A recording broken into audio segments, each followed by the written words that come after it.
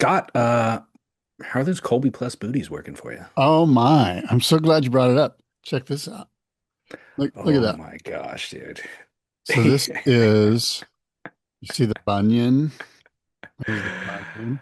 It's like a sixth toe on that foot. This is the 3D mold that they used to create this, the 3D booty. And you can probably see the bunion a little bit there. It's a perfect match. Yeah. Like a glove, as they say. Yeah. I'm pretty psyched. Um, S- So do they send the 3D printed foot to each client, or is that yeah. just for you? No. Everybody gets their booty like this, Stuff, on yeah. this thing.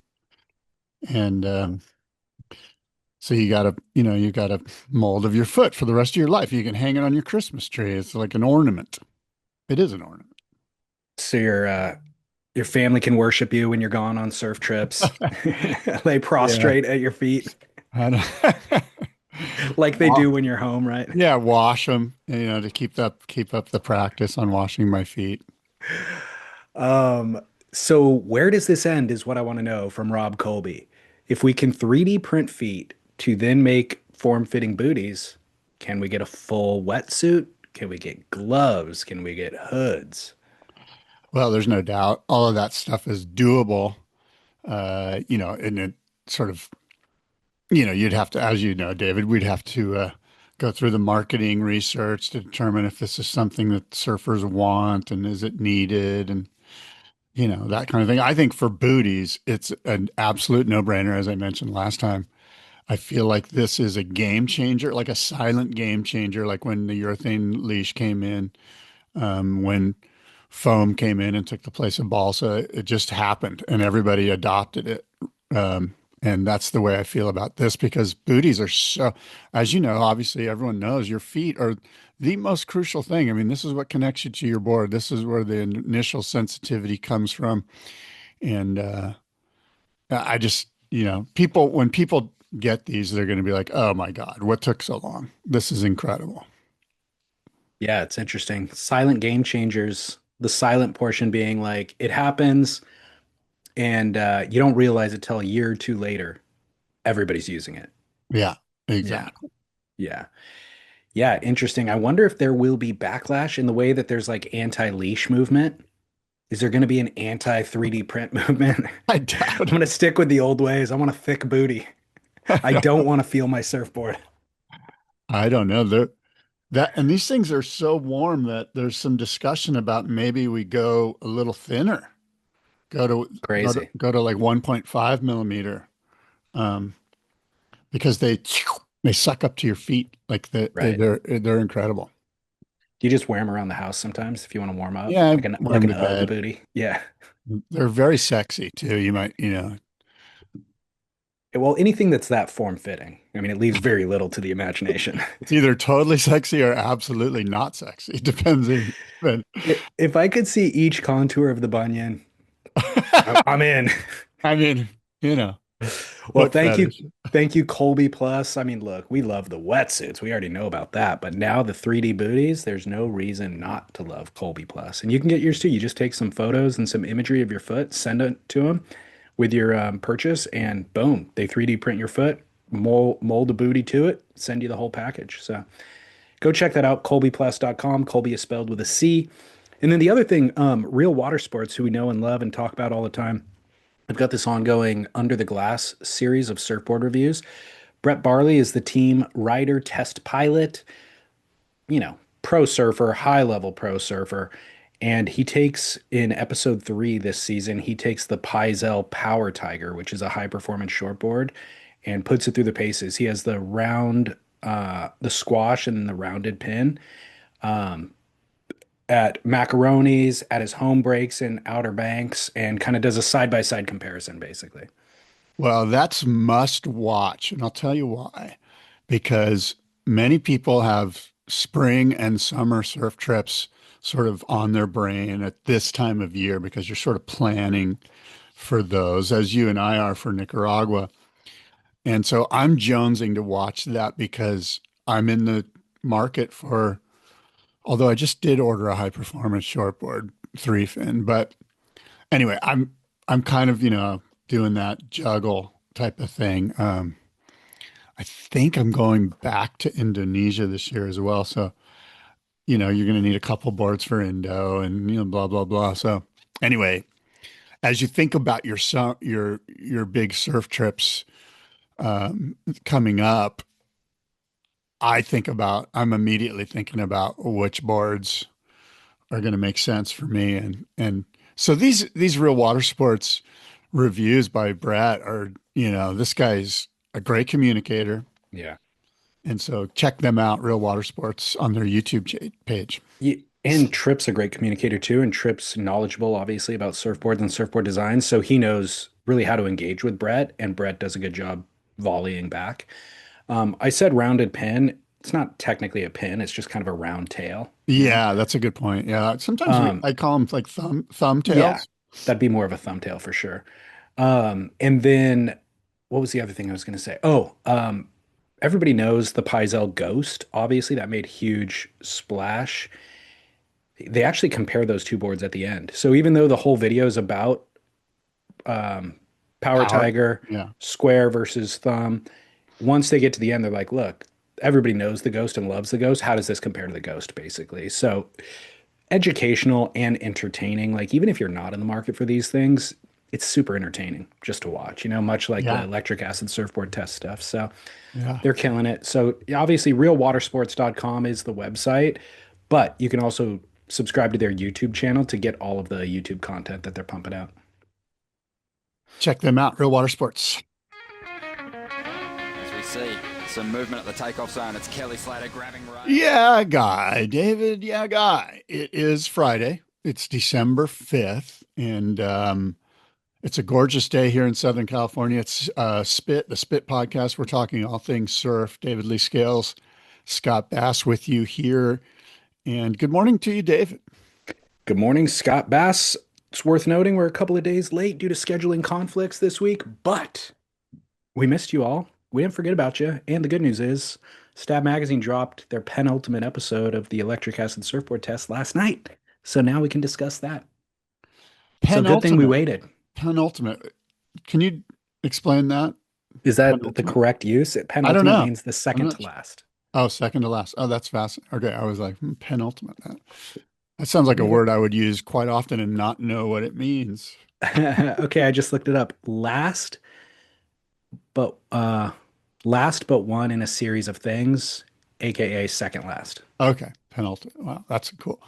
Yeah. So that's going on. And yeah, you mentioned the schedule. Look, we'll be on a Friday schedule for a couple, 2 or 3 weeks here, and then we'll get back to normal. But we appreciate your patience.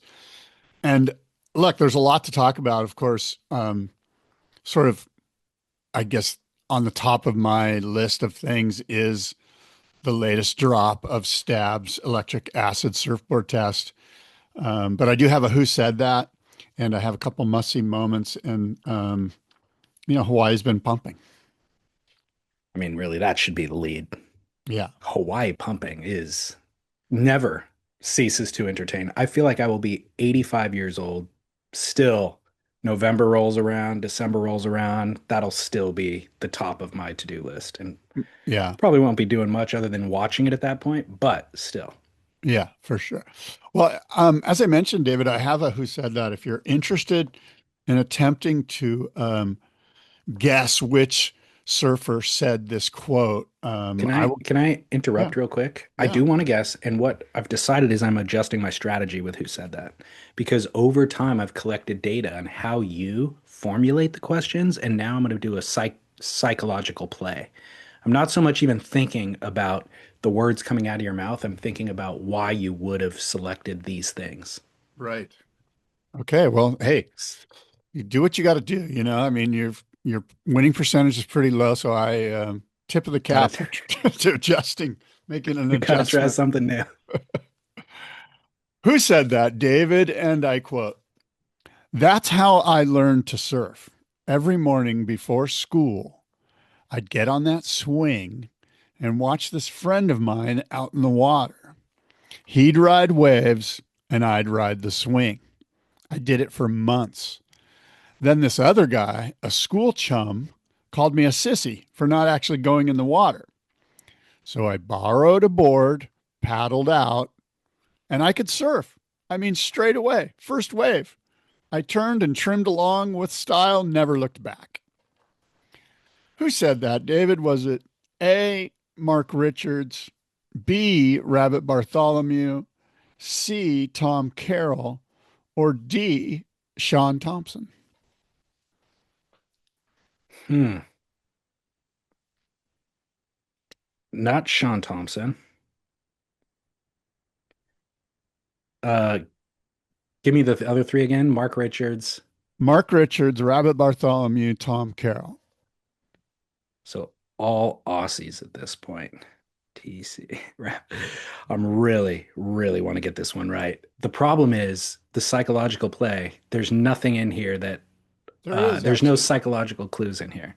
Well, there's The a cl clue. I wouldn't call it a psychological clue, but well, there's a clue. so there's a clue in the text, but there's not a Right. clue based on like boards that you're auctioning off right now or somebody who's in the news. Um, the There is interesting some, things. I'll tell you this, there is some history that's in the news regarding who it might be. Okay. Well, so the interesting thing is the word chum. I don't hear that very often, so that should be an indicator. They live on the beachfront. So who grew up on the beachfront among those? Friend calling a sissy, I suppose that's kind of universal. I'm just gonna go, God dang it. It's a really a 33% chance. It's a total guess right now for me. It's quite a I'm gonna strategy. I'm gonna go Mark Richards. David, you're wrong. Sorry, buddy. Oh, Um, Rabbit would have been my other guess. yeah, it is Rabbit Bartholomew. And I'll tell you what the clue is. Can I guess what the clue is? Yeah. Uh, Referencing getting up and trimming down the line. Basically, his objective was to go straight, and that I think is of that era. Well, they're all three from that era, more or less, although I Tom think Rabbit's older.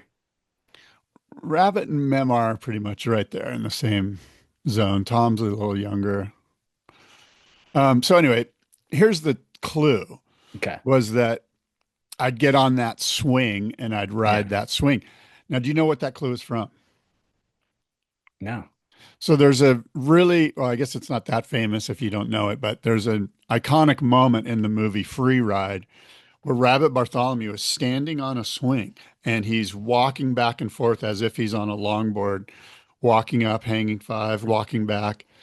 And and that's the swing that's referenced in the quote, which would have Gotcha. made you realize that it was Rabbit Bartholomew. Where's the quote from? What's it The in quote reference is to? from a really great interview in 1993 done by Matt Warshaw for the Surfer's Journal. Obviously, an interview with Rabbit Bartholomew, and it just, there's Rabbit is such a smart human. Like there, it's just so refreshing to hear intelligent people have discourse about, as they reflect back on what has happened and occurred in their life up to that point. So, and I bring it up from a history standpoint, David, as I mentioned, because it's the 50 years of pro surfing. 2026, there will be a huge WSL celebration. It has already begun. 50 years of pro surfing started in 1976 with PT, Peter Townend's first world title, ASP world or IPS world title. I've been asked to moderate a Q&A at Surf Expo in Orlando coming up in January with a couple of these pioneers of pro surfing. And so that's wherein the history sort of lines up. Um, have you started to prep the outline for where you even? Yeah, Okay. it's going to be, what I think I'm going to do is use iconic imagery to sort of stoke the fire and get some thoughts going. And that'll help the audience be engaged too from an image standpoint. And then we'll just take it from there. So imagery is going to help, like I said. So Fascinating, amazing, and try to think of an equivalency in modern day when those guys, when Rabbit was first getting into surfing, how nascent it was. There was no way to make a living. There was no dreams of becoming a professional surfer. There was no dreams of international surf brands, any of that stuff, right? So it's hard to put yourself in his shoes to imagine. It's like when our grandparents were born, they got to witness the advent of, commercial flight and the internet all in one lifetime. It's kind of hard to imagine. So, what would be the equivalency now of things that our kids could be into that they could watch grow into, you know, an international sport lifestyle? Oh, a sport. Well, maybe not sport. I mean, it's easy to Because go with tech. you Like, mentioned, yeah, it is. You mentioned commercial flight, and obviously AI is the big one. But I mean, that's the thing. We can't even predict how AI will alter their lives. But something yeah, like what I'm thinking is Rabbit was passionate. He's sitting on a swing when he's young, and he's passionate about he then discovers surfing through that, and he's passionate about surfing, doing it just for the love of it. That's like going camping when you're a kid, and you're like, man, I wish I could camp for a living. You know what I mean? And then all of a sudden you're an adult camping and people are paying you tons of money. Like it's hard to even wrap your brain around what that would be. My and kid playing with number blocks, and then he's a professional number block player when he's old. maybe it's chess, but Yeah, that's already being done. As a sort of sidebar, it's interesting that, as you know, because you lived through this too, as kids, we were just let outside. Like Rabbit's parents we were just like, get out of here, And like there was no sitting in front of a tablet and doing shit. You just went outside and, Rabbit in this interview talks about they would go out and catch brown snakes. They would lift up rocks and catch the deadly brown snake and they'd skin it and make belts out of it. And the wider your belt was, the more badass kid you were. So everyone had these real big, wide brown, brown snakeskin belts. That kind of thing. I mean, you and I went out and friggin', looked for frogs or whatever the hell we did. I remember doing that. And crazy. yeah. I don't know. It seems like get off of my lawn moment. Like, it was so much better back when we were kids. But and am I wrong in suggesting there was more of an adventurous spirit that was thrust upon us just by the nature of parenting? Absolutely. There's no Yeah. question about it. It's so different nowadays. Yeah. Well, I've got a WSL question for you. Yeah. Did you see the Instagram post they published this week with Hugh Jackman ringing the bell, the Bell's Beach bell? No. So they were doing some sort of a party in Australia. The Bell's Beach bell was there. They were like in a restaurant venue bar type thing. And he rings the crowd loves that it's Hugh Jackman because obviously he's a Australian icon. And so everybody's cheering him on and they gear him up to ring the bell. So they count it down one, two, three, and then he starts ringing the bell. And the WSL published this on their Instagram account. And I was like, the whole thing with the bell is you're not allowed to ring it unless you win the event. Why is it that they sell out all the authenticity and you know, the whole thing because he's a celebrity? Yeah. How weird is that? So I did know that, when you win the event, you ring the bell. I didn't know that you only get to ring the bell if you've won the event. That's You new didn't to know me. that? No, I didn't know that. Oh, I mean, I didn't know that like after the event is over, like if the bell's at the Rip Curl store in Torquay, you get to, No. you're not allowed to touch It's the bell. Don't touch the this bell. the So they slogan is wrap the inner ringing device with some sort of soft cloth, so if somebody accidentally touches it, it does not ring. Colby Plus 3D prints a neoprene sleeve to go on the bulb. Um, the whole slogan is you got to win it to ring it. Yeah, no, I'm familiar with that. I just didn't know how like that it was such a cultural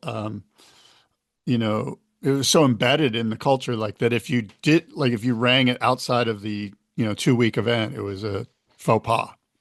So maybe I embraced this and ran with it and thought and am thinking, incorrectly that that's a thing.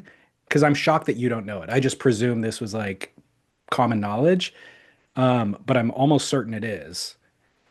That you're I, not allowed to ring the no, bell you're not allowed to throughout the ring the bell. course of the year. They talk about it constantly throughout Throughout the the course event. of the year. Okay, Yeah. that and but Hugh Jackman gets to ring it. Well, I watched it and I'm like, number one, you're not allowed to ring the bell. Number two, Wait a minute. they're cheering him on. And these are all Australians. So why didn't they stand up and say, "Hey, man, don't you know that you're not allowed to They, do that?" there's Because probably a few that's the people in the room who wanted to, but people are obsessed with celebrity. So hmm, that was the weird thing to me is they're obsessed enough to just sell out the soul of the thing because he's a celebrity. And then the other weird part to me was that they were publishing it because they that know this is part of the ethos. And so that who sounds in the WSL or running the Instagram account didn't know the ethos and thought this was a cool thing to just celebrate? well. I sense that perhaps maybe it's number one. You ran with it, and it's not that big a deal. Are you the only one that's like? Did Uh, any of the comments go, "Hey, oh my God"? yeah, no, Oh, the comment really? section was upset about it too. Oh, okay. But Okay. So I mean, maybe it is look, a thing. the reality is I really don't care personally. I'm not connected No, to of Bell's course. Beach in any way, nor the Bell. I have respect for the history of the event, Yeah. and I'm not Australian, so Yeah. I don't really care. I saw it as, man, you guys are willing to sell your soul to Hugh Jackman, basically. Like, who gives a crap? Well, let me say this. This is a win for the WSL, and I'll tell you why. One, this is what, what you and I do a pretty good job of criticizing the WSL. We love pro surfing and we love what the WSL does for the most part, at least I do. But if we're criticizing this, that means they're doing something right because we're not, you know, picking the eyes out of some judging call or whatever. Granted, there hasn't been any events in three I'm months, saving that for April. but anyway, and you know, um, I'm interested. I didn't know it was such a big deal. Maybe it is because I'm North American, you're North American. You seem to know. I do know you got to win it to ring it, you got to win it. I get that. I But think I I didn't know probably it was such a faux pas to, I just I think figured that was within the 2 weeks. the difference is you listen or you watch the webcast with the volume down, so you don't hear them constantly beating this. Uh, Um, so I'll tell you what would be an even better move. You said this is good for the WSL. What I'm saying would be even better for the WSL is Hugh Jackman walks up and everybody's celebrating. Everybody's like, look, it's Hugh Jackman. They're like, oh, can we get a picture of you with the bell? And he goes, oh, sweet, let me ring the bell. And they go, get your goddamn hands off the bell, Hugh. Do not touch the bell. And then forever the story becomes even Hugh Jackman wasn't allowed to ring the bell. You cannot ring it unless you win it. You got to win it yeah, to ring it. yeah. So much so, the Dalai Lama came by and we shunned him and turned him away. Yeah. We The pulled his Dalai skirt. Lama, he would be Yeah, like, the bell has already been rung. exactly. I do not need to pull the chain for the sound to ring throughout the universe. Um, Here's the other option. Okay. Hugh Jackman walks up to the bell, is about to ring it, and goes, "Wait, wait, wait! Everybody knows you don't ring the bell unless you win it." There you go. And then that would show that he's actually a fan, even more of a fan than you are, because he knows the rule. That's why I'm surprised because it feels like if this was such a known cultural thing within Australia, feel like Hugh Jackman, he's a surfer. That I feel like everyone would be like, "No, no, no, no!" Like I'm trying to think of other cultural sort of faux pas that you're not supposed to do that everybody knows. Oh, no, no, no, no. You're not allowed to do that. I'm not sure I can come up with one off the top of my head here, Yeah, but I'm trying to think of one too. Well, look, YouTube's comment section will let me know that I'm entirely wrong if I am. So we'll find out by next week. I'm not saying you're wrong. I'm wondering what the level of cultural pushback really is. That's kind So I think whatever it is, they like Hugh Jackman more. of So right. he gets a free pass. And I get that. You know what I mean? Like I said, we're kind of talking about it. Would we be talking about it well, I guess if he didn't ring it, it would be a big story too, right? You would be, hey, look how great this is. Yeah. Even Hugh Yeah, Jackman gets it. that'd be a thing. If there was a video of him going to ring the bell and somebody grabbing his hand and stopping him, that would be the bigger story. It'd be really cool if it was like PT or whoever Exactly. won the Yeah. first whoever won, well, Bell's has been going from like 63. So it would have to be somebody, the last living guy who won the Bell, or the last guy that won it. Maybe the last. Anybody. Yeah. Yeah, any of the above is a great choice. But the fact that Wolverine is trying to impose his will and you stop Wolverine from doing it is the bigger storyline. Who would be That the is the ideal headline. person? Who would be like, would it be Damian Hardman? Who would be the No, ideal person to, so but I remember when Ethan Ewing won a couple of 2 years ago, there was a storyline that his mom actually won 40 years ago or whatever the number was, decades ago. His right. mom won the event. And so his mom would be the right person to do it. That would be amazing if she came up with some sort of like soft, like baseball bat and just started pounding on Hugh Jackman, the Wolverine. Don't you know? Yeah, exactly. Well, Right. anyways, All right. moving on. So Yeah. next year, 50-year anniversary, big This year, celebrations all the way around. this year, I But mean, that, let's just call it this year. I know we're not there yet. Maybe I'm getting ahead of myself. All right. look, dude, 2026. it's gonna come up on us fast enough. You're right. You know what? Enjoy the moment. Just sit right here quietly in December 5th. Exactly. Okay, so what's next, Scott? I've got a few things, but do you want to go electric acid? Um, I mean, that's taking up the Let's do majority it. of my notes. Let's do it. Okay. Well, okay, before we do it, let me quickly give some love to something. Have you ever watched, I know I've talked about it. He doesn't publish very often, but Tanner Gudauskas YouTube channel, he does this series called Finders Keepers. Yes. Love it. I've always loved it too, and like I said, it's very intermittent. It's like once a year, maybe twice a year. But the concept with Finders Keepers is finding an old surfboard, writing it, but also diving into discover the history of it. So I think like in previous episodes, he gets on Craigslist and he'll find like an old, you know, Michael Peterson or whatever and write it and then try to track down who is involved, who owned it in the past, all that people, shapers who worked involved, all this information creates, it's a history lesson kind of is what it is, but you also get to see him riding this old surfboard. In this latest episode that he released a couple of days ago, he calls it the Shelter's Green Bonzer Experiment. And I don't know if you remember the film from maybe the late 90s, early 2000s called Shelter. It was co-directed by Chris Malloy and Taylor Steele. Chris Malloy came out of the Taylor Steele momentum era as a professional surfer and then really got into filmmaking through Thicker Than Water. I think that Shelter might have been the follow-up to Thicker Than Water. But one of the concepts in the film was to take this Bonzer and let a bunch of different people ride it. This green Bonzer. They got Duncan Campbell to travel with them. They were in Australia. Taylor Knox probably had the most riveting section on it at Angary and did incredible surfing. Dan Malloy rides it. Donovan Frankenreiter rides it. All this stuff. So, anyways, seminal film.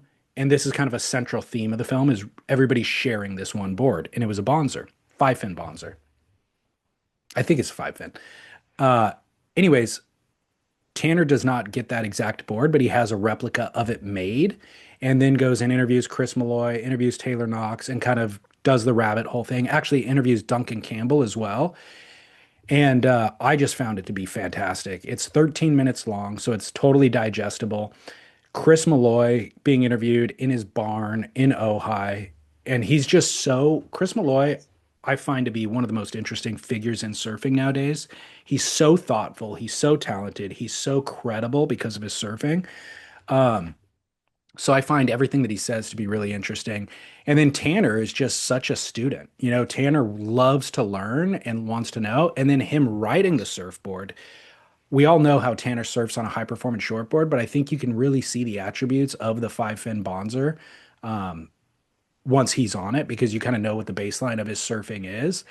So I love the series. I encourage him to keep doing it. Anybody listening, I would highly encourage you to watch it just because the other thing is when he interviews Duncan Campbell and Duncan talks about the inception of the Bonzer, I've heard those stories a bunch of times. I've interviewed Malcolm Campbell about it. He tells it in such a fresh way that it just hit different for me. Like I understood the attributes of the board better, the time that the board entered into surfing. I understand a little bit better. So I found the entire thing entertaining and educational. Well, a couple of things. One is Shelter, the movie, has some moments in it that touch on Freeride. There's the Yeah. scene where they play guitar and they sing Stay Young, which is the theme to Freeride, the movie. Yep. I think they reproduce, and I was looking for it. I think they reproduce the swing moment that Rabbit has where he's on the Oh, swing, did they? standing on the swing, and he's going back and forth and he's walking it like a longboard, as I mentioned earlier. They recreate that. I believe it's in Shelter. I think you're right because when you were describing the rabbit version, I'm like, that sounds familiar, but it sounds slightly off for me for some reason. And I think you're right. It was in Shelter. Yeah, some one of the guys recreates it. I don't know if it's Gerlach or somebody.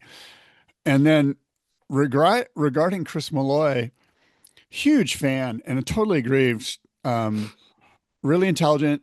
Um, and you know what comes to mind is that when you turned me on to that Mickey Dora podcast, and there's the Chris Malloy's featured heavily. Chris goes on a surf trip with Mickey Dora, which I found really interesting. The insights that Chris gave about Mickey as a person and Did there. I ever show you this? No, you did show me this. Yeah, this is from Chris, right?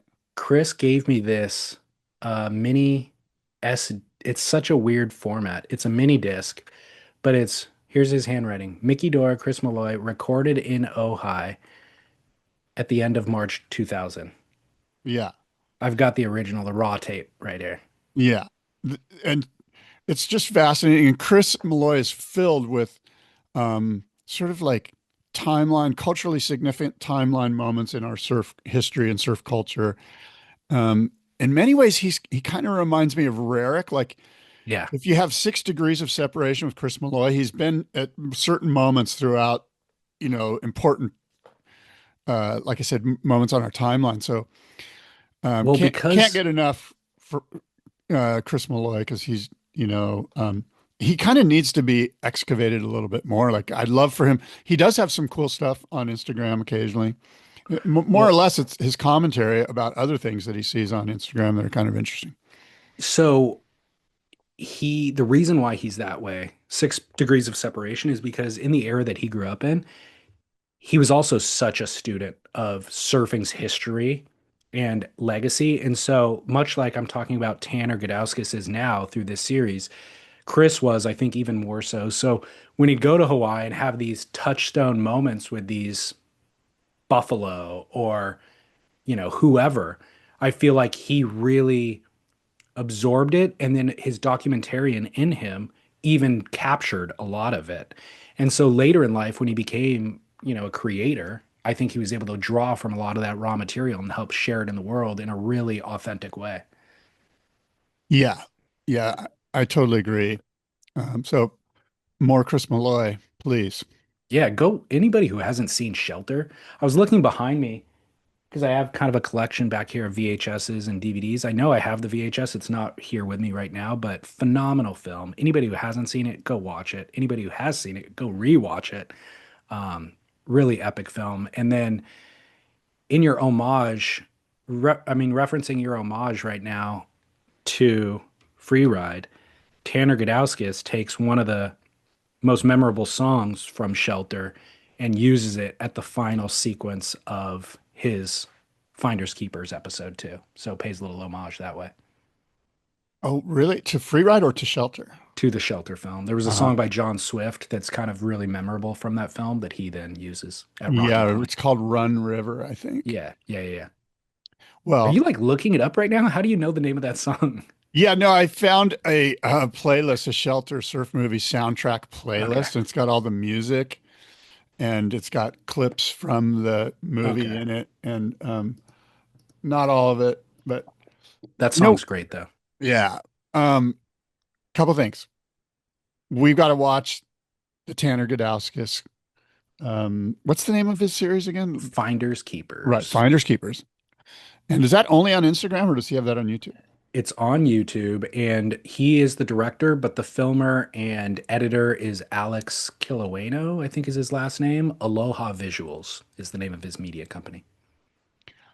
And Tanner Gudauskas might be a great guy for the electric acid surfboard test. Any of those Now, Gudauskases. Quite Now, frankly, they're all good communicators.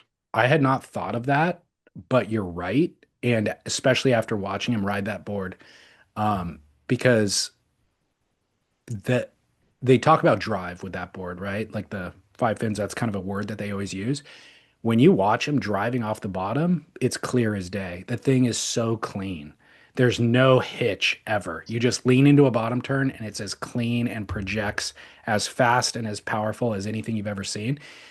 Then he goes into a top turn, and obviously he doesn't have the same turning radius that he would on another board, but it's still a super clean transition and a sick turn, you know? Yeah. Well, we're going to talk about, you know what? Let's take a quick break and we'll come back and we're going to talk about the electric acid surfboard test. I'm ready. Good man. Look at this AG1. I drink my AG1 on a daily basis. Good man. I do occasionally skip a day, unfortunately, just The days that because, I s- the days that I skip, I immediately notice yeah, misery. I'm, I'm, and I'm kind of back on a little bit of a health kick. I've decided to put the sourdough bread away and pick up the spinach. Me too. Yeah, because of, Not that I was eating sourdough, but I'm counting calories at least and managing my intake now. oh, good for you. What's the Yeah. most difficult part of that? Um, I tend to give myself freedom on the weekends. Like I'm real strict Monday through Friday, Uh-huh. Monday through Thursday. And then on the weekends, I'm like, yeah, I'll loosen it up a little bit. But what it does actually is Scott's shaking and showing off his drinkag1.com/surf, by the way, is where you go to get optimal health and foundational nutrition. Anyways, what I always generally when I'm not keeping track of things, I give myself a little bit more grace on the weekends and I eat other things. I'll drink wine. And I think it's no big deal because I did so good Monday through Friday. But I'm tracking everything on this app called Noom, Noom, not a paid advertisement. And what I realize is at the end of the week, I basically break even. It's like all the good work I did Monday through Friday, I totally ruin on Saturday and Sunday. So that's the hardest part. Yeah, I'm not sure if you're ruining it. I I think am. there's, oh, you I'm are. telling you, like the Okay. data, Noom, like, Noom, Noom tells you you're. well, again, when I'm not tracking the data, I think, oh, 5 good days, 2 bad days, not too bad. You know, I've got three, I'm netting 3 gains here. Right. The reality is, no, I'm tracking flat and even. Mm. Okay. Well, that's good information for you to use then. Yeah. Having the data is power. Yeah, I struggle with sweets after my meals. Like I'll Oh, eat a really really? good meal and then I'll just like go with I'll have two Lorna Doones and like a dark chocolate caramel, and then I'll have two more Lorna Doone shortbreads and then another dark caramel. And before you know it, That's, I'm shooting this stuff into my veins, man. yeah, see, that is definitely, I wanted to give you some words of encouragement, but that's a A rehab portion situation. a portion control issue. Like, because I was gonna say you can compromise. Let's say dark chocolate is the compromise without the caramel, and you get a little bit of sweets. It's very satisfying, but you need to know when to stop, basically. I find, I know when to stop. I just don't stop. yeah, I think you and I maybe we have different kind of impulses and different, reward pleasure centers. But I feel when I'm motivated, I don't willpower is not an issue for me, basically. Like I can portion control is no big deal. It's And a when lot. I'm when I am not keeping track, I Yeah. absolutely fall into that routine of sweets at night. But then I also recognize uh poor sleep because I'm dosing my body with glucose right before I go to bed. And then I get, I wake up in the middle of the night because of it, or I just get restless in the middle of the night because of it. Yeah. But I'll tell you what has been a game changer for me. If you go through drinkag1.com/surf, you go to the top, there's a sleep drink that they now make called AGZ. And I've been drinking that, and that thing is incredible. I've been using that too. They sent me some of that. And I have only good results from that, Yeah. you know? Super solid sleep, wake up restored, refreshed, no grogginess. It's like hit the ground running basically. So even if I make bad decisions dietarily, if I drink that at night, I still get an epic night of sleep. But I'm trying to cut out the bad decisions basically. Well, tell you what, let's talk about the electric acid Yes. surfboard test as promised. Okay, let's do it. And I have a question for you right off the bat. Based on this episode alone, episode 4, electric acid surfboard tests starring Mike February. Which one of these boards that he rode would you like to have, to own, to ride, to be behind you there in your quiver? The Ellis Erickson Oh, light kite. really? Yeah. That's interesting. I wouldn't have thought that. Okay. Why What is about that? you? Um, I've always had an interest in those boards, but it moves through the water differently. Like it's got tons of, it's kind of looks like it's sitting above the water more, but it has tons of forward projection. Like it looks very fast.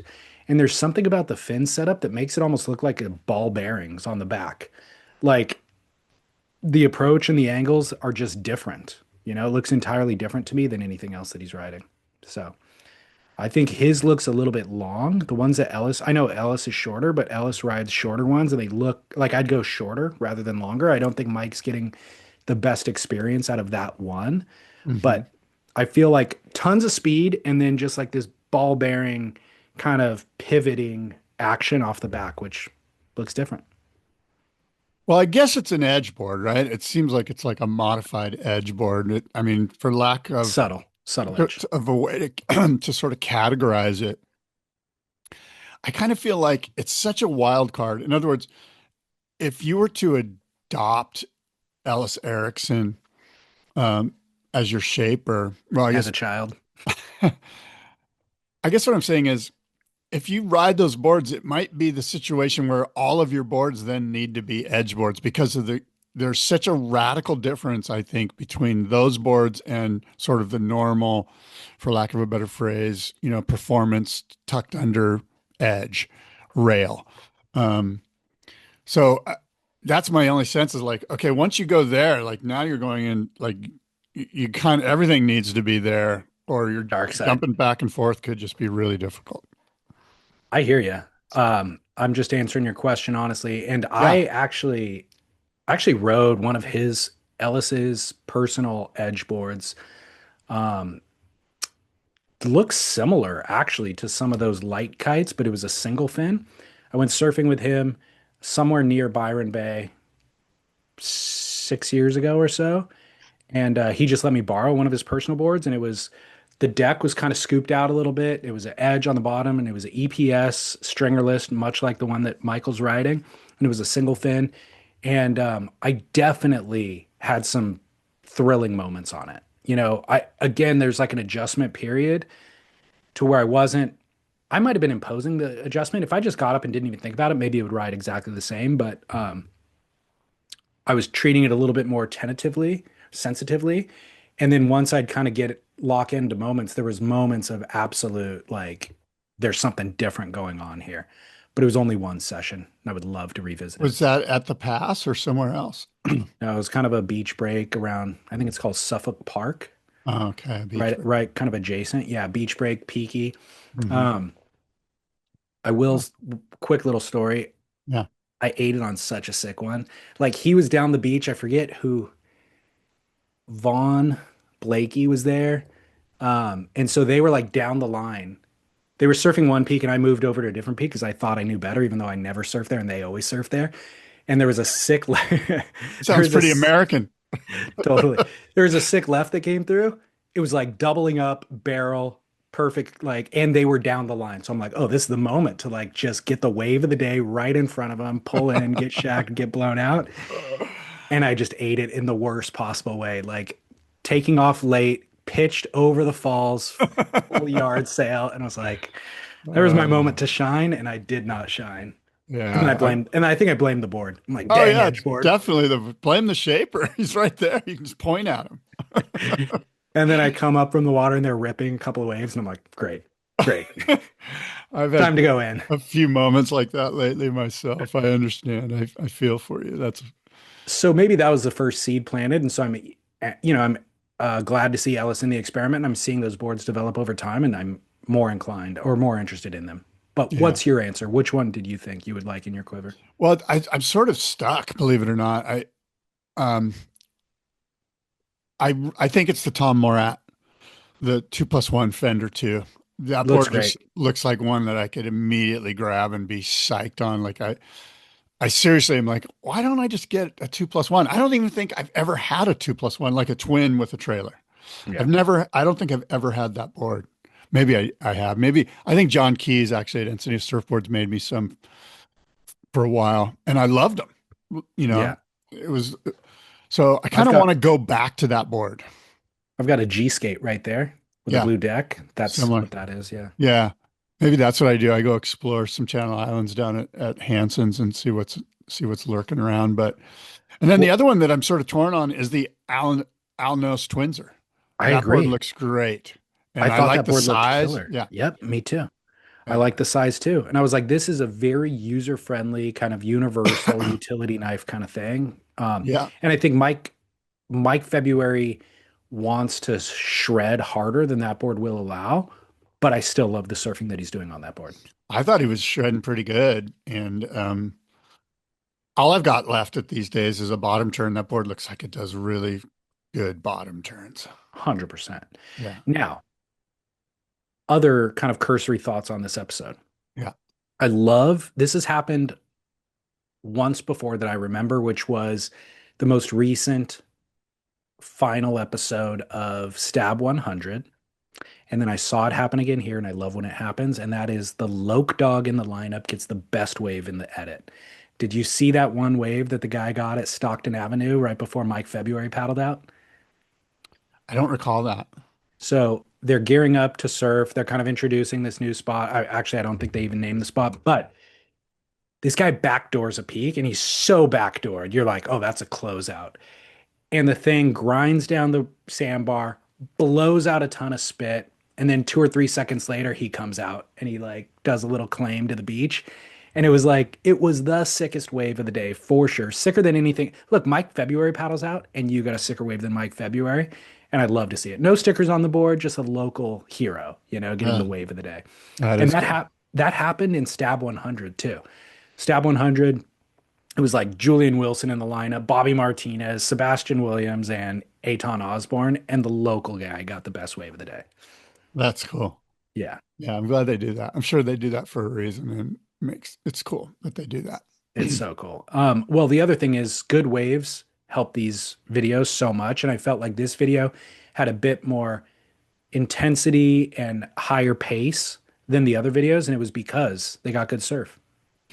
Yeah, and there was something liberating about this video that like, okay, look, here's what's happening. We've got this many boards or these many Yeah, spots. We've narrowed it down.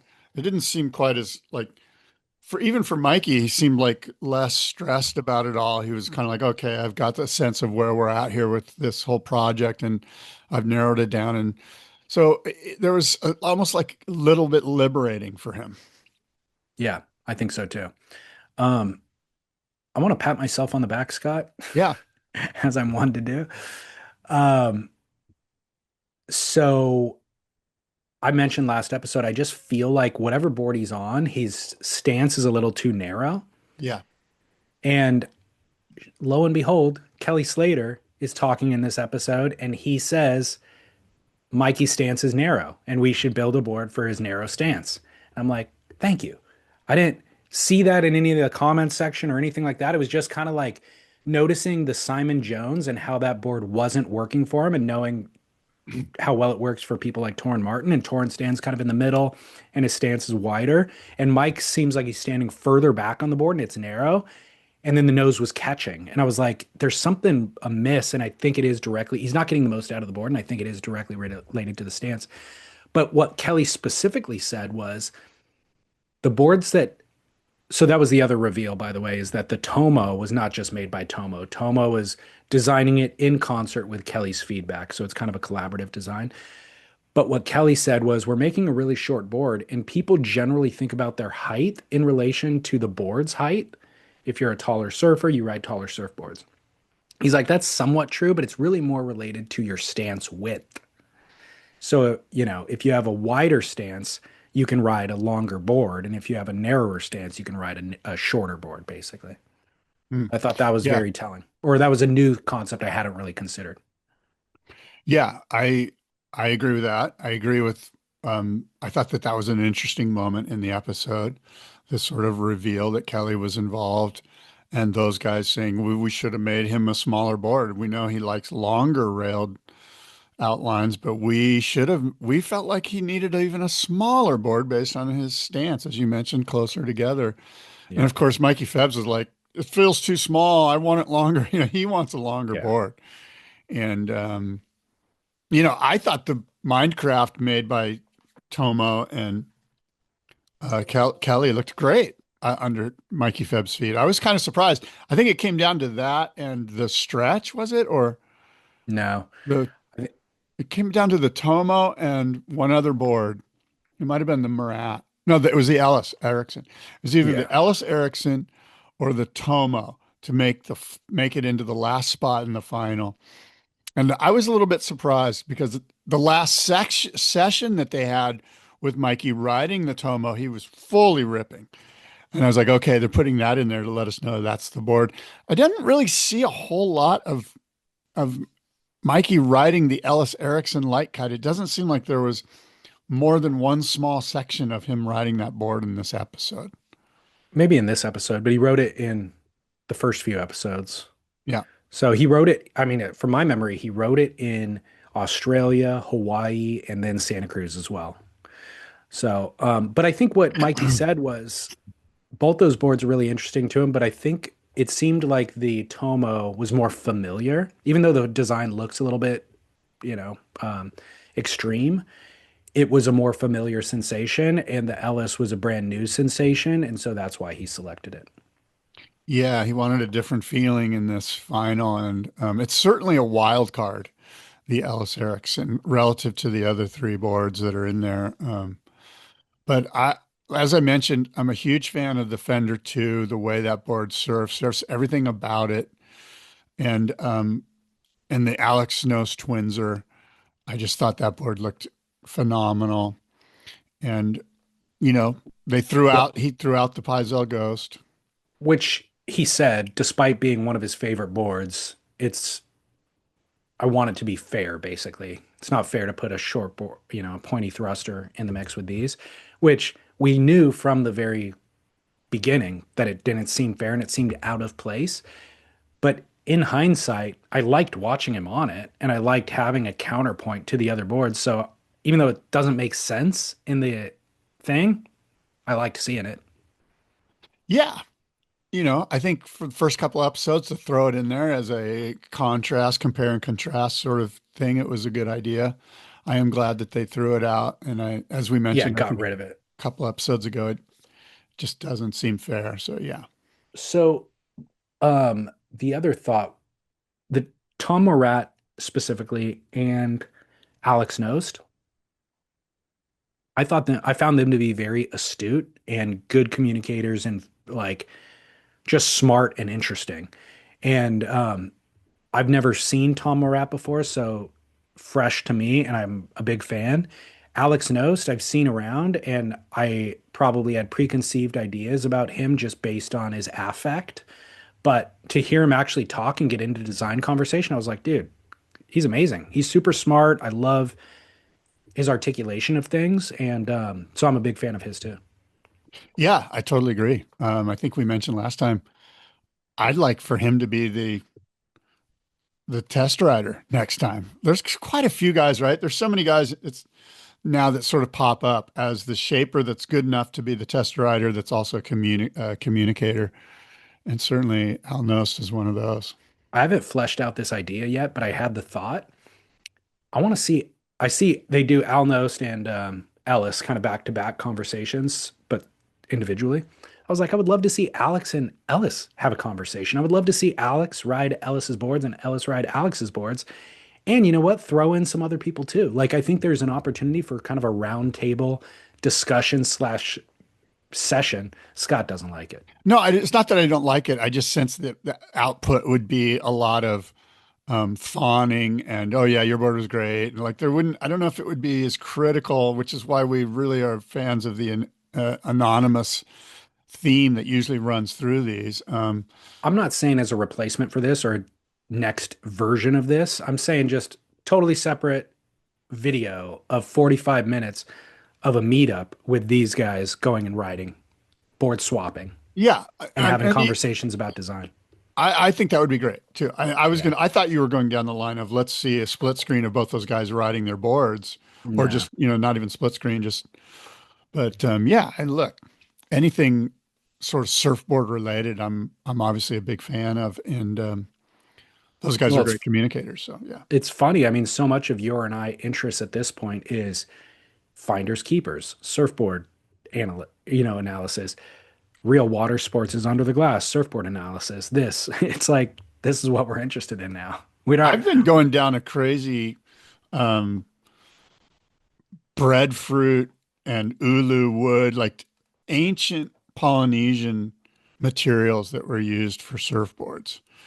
And the Elia, the Olo, the big 16-foot board that the kings and the monarchs and the queens and the princes rode, those Olos, the 16-footers were made out of koa because koa was basically the golden wood for those, for the aristocrats in that area in Polynesia. But the like the lower class, just the commoners, they were given or they got to use like Willy Willy I was gonna say Willy Willy. or breadfruit or this wood called ulu. Um, and I was thinking to myself, Polonia. I feel like Polonia. I've uh, heard. I don't know about that didn't come up in my research. Okay. Polonia didn't, but so I reached out to Tom Stone over there in Hawaii, and he was like, "Yeah, the breadfruit stuff. It was really soft, and any of those boards just deteriorated and they're gone. Like there aren't any breadfruit Elias around. I think that, the Bishop Museum has Elias. They're only made out of koa. And I believe that I know that Tom has made some Elias out of ulu. And I think I'm saying that word right. I'm probably not because it's a Hawaiian word. Um, but anyway, I've been going down a little bit of a rabbit hole on that stuff because I was thinking, wow, wouldn't it be cool to have somebody make me a breadfruit surfboard? It just sounds like a good idea. But No, it sounds like a bad idea. Even the name breadfruit sounds like it's gonna fall apart. yeah, apparently it's really soft. But Dude, it's funny that you're bringing this up. I literally just researched this myself. I published an episode of Surf Splendor with Jordan Roden, who's this unbelievable finless surfer in Australia. And so in the intro to the episode, I wanted to speak about the evolution of finless surfing. And so went back and educated a little bit on, the three designs of surfboards that kind of Hawaii had landed on by the late 1800s, which were Paipo, Elia, and Olo, and the type of woods and construction that they were building those out of. yeah, me too. I did the same deep dive. What's yours for? Well, I was thinking about putting together a podcast series about the history of surfboard design relative to the vintage collector market. And Yeah. my thought was, if there's an Elia out there made of breadfruit, that's probably the rarest board out there right now. And Hmm. so I reached out to some people, Rarick and Tom Stone and some other people going, hey, does anyone know if there's an Elia breadfruit surfboard? And the Bishop Museum doesn't have one. They have in their records that they had one, but the most recent audit of what is in their possession only speaks of Koa Elias. Have you ever ridden in Elia Oh yeah. Yeah. successfully? Um, yeah, I think I've caught in some waves and done it. And for sure you can see how they're not hard to ride. They're so thin that they just they knife into the wave. So it's not like you're super slidey. It's just hard to catch waves on them, right? They're like 18 inches wide and as you know, maybe an inch and a half or 2 inches thick at the most. Yeah, thinner, right? So It's thin. half an inch. I have one. It's half an inch. Yeah. So it's hard to catch waves on them, you know? Yeah. But once you're up and going and especially if you have a fast wave. It's amazing how they can drive around sections and get you to places that you wouldn't be able to get to on a thicker board because they ride Yeah. so high in the pocket. I will, if you haven't seen him and you don't already follow, I'm gonna send you Jordan's Instagram account so you can watch him Yeah, surf. It's so freaking rad to watch. I want to check it out. Yeah, he's incredible. I'm a big fan. Well, electric acid surfboard test finalists are Tom Morat, Mark Richards, Alex Nost, and Ellis Erickson. And the final episode will be, I believe, in 2 weeks from yesterday. Yeah, and I think they're still probably editing it and getting it dialed in. And So it ends in Hawaii in good surf. that'll be good. So that tells us a lot, right? Ends in Hawaii and good surf. I What, mean, that'll knowing just that, what do you think the winning board will be? I don't think I could say. I really can't say. I mean, when you think of the Rostovich version, it was the complete underdog won. The pedestrian ship from Ryan Lovelace was dismissed early on and it slowly worked its way back. And I think we could see a similar trajectory with the Ellis Erickson, where it was kind of an outlier and it wasn't necessarily working for him, but there's enough thrill there that it keeps him engaged. And then he finally really kind of connects with the board later. I just don't know how the good waves affect that board compared to Yeah, wonky you surf like wonder. the I, lane. I mean, they're going to be surfing maybe Laniakea or Haleiwa or maybe Sunset, maybe VLAN. So it kind of depends, right? Yeah, I really Um, don't know. I could see the twins or Alnos twins are, doing really well if they're holding sessions at, 8 foot Laniakea where you're just flying down the line. But I mean, all these boards are fast, Y- so who You know what? knows? I have a strong answer. I don't know why I didn't just run with this. It just didn't land with me until now. The MR. The MR is going to win. Yeah, that's the one that we haven't really seen much of lately. The There's MR another one. he the MR he has had tons of experience with. This is one of many that he's had, and he said from the moment he got on it, he's like, "This is going straight to the final." So I Yeah, think he's could going to be. get back on the MR in Hawaii, and there's familiarity and comfort, and that's a no-brainer. Maybe I get an MR 2+1. He makes those. This, I mean, that's a no-brainer. yeah. Oh boy. Settle down over there.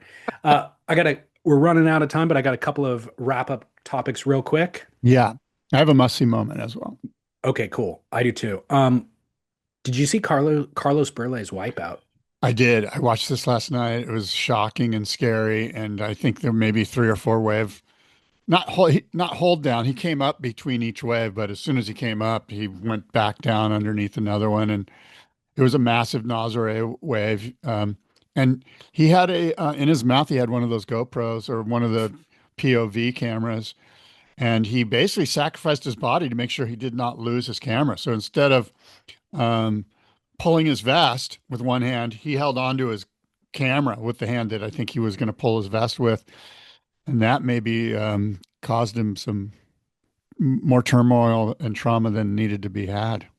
Good point. And he even said, as he looks back at this, he goes, "It makes you think, how far do we go for a good image? I love filming. I've done it for years, but today made me rethink that. In big wave surfing, you don't really see many people with a camera." End quote. Yeah. Carlos is 58 years old. He And is. He's a gnarly dude. so, like you said, Nazare, this was, as big as you really see Nazare with tons of water moving. And then he was in what we all know is kind of the worst case scenario.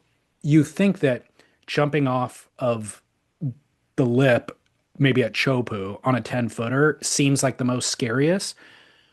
But realistically, it's getting plowed over by whitewash on a wave like that is going to hold you down for longer. The Yeah. Chopu Oh, for thing, sure. you hope not to hit the reef, but you're going to be up and, out of the water in a short 15 seconds, 20 seconds. This is a situation where he's on a 60 footer, it closes out, and he has nowhere to go. So he gets clobbered by the whitewash. The whitewash overruns him, 60 feet of whitewash, and then drags him and pushes him down. So I'm going to read from his quote. He said, "The pressure on my lungs, the inflated vest, all of the suits, it made it very hard to breathe, and I went very deep. I took a breath, and the second wave was off." So he came up, took a breath, and the second wave was already there. You lose a lot of oxygen. The body switches to survival mode. I was responding, but just surviving. So the rescue started when Lucas Chumbo reached him in the impact zone.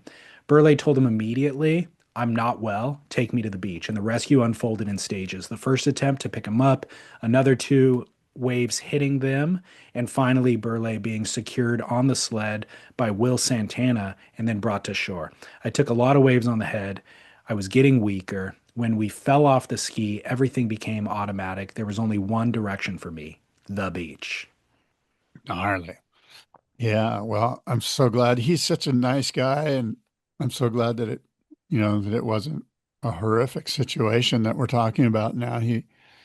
He's more or less, I guess, up and at 'em, and Oh yeah. But he said it was the worst hold down of my life. I've never felt such a need to breathe.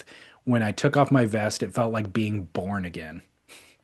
And he also reviewed everything afterwards and thinks there was two factors that contributed to the severity of the situation. The aggressive line that he chose, that was number one. It was too radical, as he stated. And then his overconfidence was the second thing. So, lesson learned for all of us in lesser circumstances, overconfidence, pride can be the fall. whoa, yeah, man, be careful out there and know your limits and crazy stuff. Yeah. Um, my must-see moment, David, presented by Presented by Trees Wax. Trees Wax. Yes, Trees Wax is Roasted, the Me surf too. the surf film with Harry Bryant. It's so good. It's amazing. Uh, Wonderful It surf film with Tahiti and some Asian footage. I think it's in China somewhere. it Or is China. it's amazing. And I'm just a big fan of his surfing and he's got a real sense of, there's just like a fun, he's just kind of got a fun surfing style, like a really carefree, sort of relaxed, dance that he does. And, Can I it's, offer you an analogy? yeah, Australian Mason Ho. yes, this is great. I was thinking he's like a Mick Lowe 2.0. He's kind of got a Mick Lowe vibe to him. He looks like Mick Ho or Mick Lowe Like to me, he's but got half the keg. I was thinking we could call him half keg. He doesn't quite have the full keg that Mick Lowe had, but I guarantee you in 5 or 6 years, Harry Bryant's going to be a full keg. I think Harry looks like Mick Lowe, but I think I Kind didn't of surfs like him. yeah, surfs like him, but I think of Mick Lowe more of a competitor and Harry Bryant more of a free spirit. That's only because you couldn't go the free spirit route when you were in Mick Lowe's era. You had to be a competitor or you were going to be a brickie.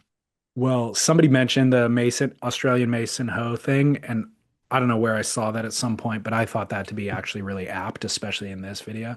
Totally agree. But I Totally. agree with you. I watched it and I'm like, thankfully, we don't have to do this experiment, but if you could only really pick one person's edits to watch from this point on, he would be in the contention because he's absolute A level, world class surfer, big waves, aerials, all of it.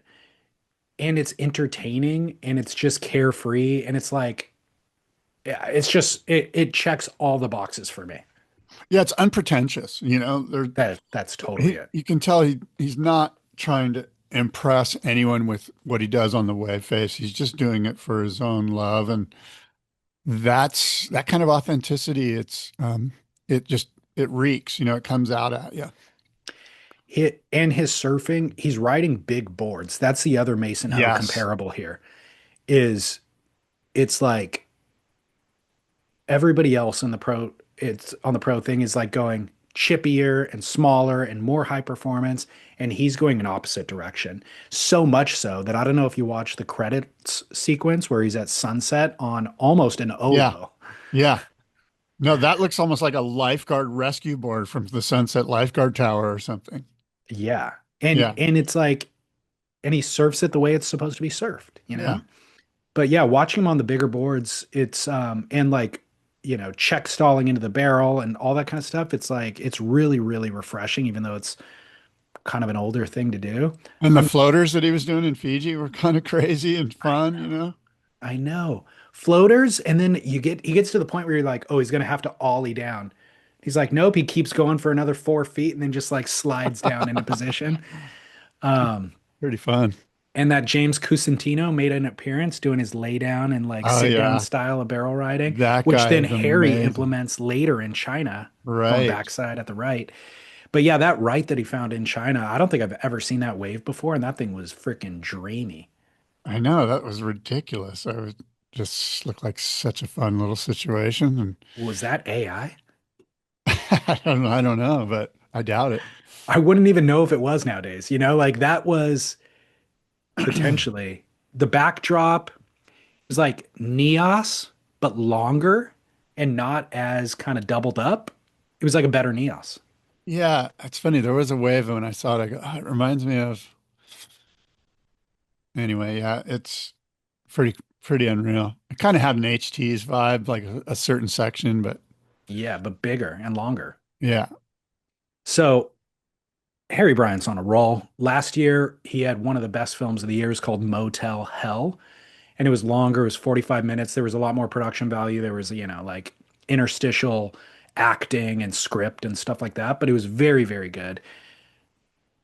I mean, you should definitely go watch that if you haven't seen it. But then to follow up with this stuff that he's doing now, which is just little throughout the year, 15 minutes, 10 minutes, banger clips, not trying to like create a YouTube channel or a vlog or anything like that, just going and doing some of the best surfing in the world. I'm a huge fan. let me ask you this. I feel like 45 minutes in this day and age is too long. I think you got to, You I just think, watched the electric acid surfboard test for 45 minutes.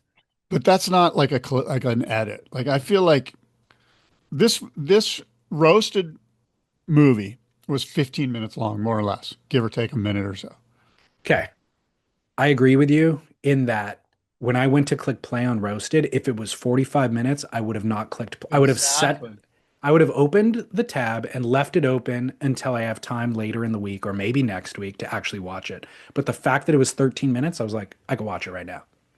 I think you nailed it. I wasn't sure why I felt like that was the right amount of time, but I know for a fact if it was 45 minutes long, I'd be like, ah, and I miss a lot of content because of that, because I Yeah. just don't have 45 minutes right there. Right. You know, By the way, how good is that Afro Man song when he's in Fiji? such a good, yeah, the whole thing is amazing. You got to check out our must-see moment, roasted surf film, Harry Bryant. I'm not sure where you can find it. It's obviously YouTube. on YouTube. Yeah, Yeah, we YouTube. watched it off of YouTube. And I think it was on the Stab site. I got to it off of the Stab website. Yeah, YouTube just fed it to me when I opened YouTube a couple of days ago. But yeah, definitely musty moment presented by Treeswax. I believe Treeswax, that sale that we were talking about, what was it? I think it was like 50% off. That's over, but you can always get 20% if you use the promo code SPIT, even if the 50% is over. And they always offer a money back guarantee when you buy online. So Treeswax, it's petroleum free surf wax and made from rocks and trees. That's where the name comes from. Well, look, David, we've said a Well, lot. also, we got to say something for Surf Rider Foundation. So you mentioned the oil drilling situation. There's a proposal from the Trump administration to open up previously undrilled portions of the coast up by Alaska, down in the Gulf of Mexico, and up to the higher Arctic that were the reason why they've never been drilled before is because the hazards. There's always oil spills anyways, even when they're doing it off Huntington Beach. Now we're talking about, much more treacherous conditions. And there's a proposal for a 5-year plan to open up new lease sites. And the Department of Interior actually opened up, they want to hear from the public, basically.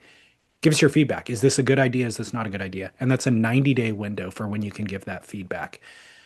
So what you do is you go to surfrider.org. It's the banner thing right when you go there. Drilling is killing. Click on it, go sign the petition, and then Surfrider will use your voice to amplify their voice and or vice versa. And basically, if they have 50,000 signatures, that's impactful. If they had a million, that's a lot more impactful. And this is something that the East Coast has prevented successfully for a long time because the um, Congress people on the East Coast know exactly what the people don't want. This is a bipartisan issue. Republicans and Democrats vote against it, and now it's up to us to make our voice be heard to let them know that we don't want it as well. So, surfrider.org is where you go. Okay, good stuff. Thank you for that. Look, David, we've said a lot and we've discussed some stuff. We've chit chatted. Until next time, adios and aloha.